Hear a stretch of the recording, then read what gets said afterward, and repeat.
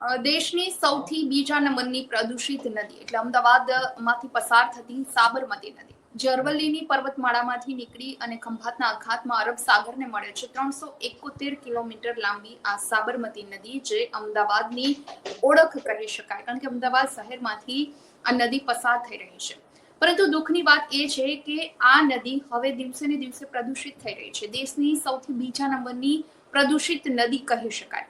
અને જેના માટે તેના શુદ્ધિકરણ માટે કે પછી તેને શુદ્ધ કરવા માટે કે પછી તેને પ્રદૂષિત થતી અટકાવવા માટે હાઈકોર્ટ દ્વારા પણ વારંવાર લાલ આંખ કરવામાં આવી છે. એ પછી તંત્ર સામે હોય, સરકાર સામે હોય, કોર્પોરેશન સામે હોય. અમદાવાદ મ્યુનિસિપલ કોર્પોરેશનને પણ વારંવાર હાઈકોર્ટ તરફથી આ અંગે નોટિસ ફટકારવામાં આવે છે, પરંતુ જાણે હાઈકોર્ટની આ નોટિસનો પણ કોઈ જ અસર ન થતી હોય, ઉલટાનું પ્રદૂષણ દિવસે દિવસે વધી રહ્યું છે.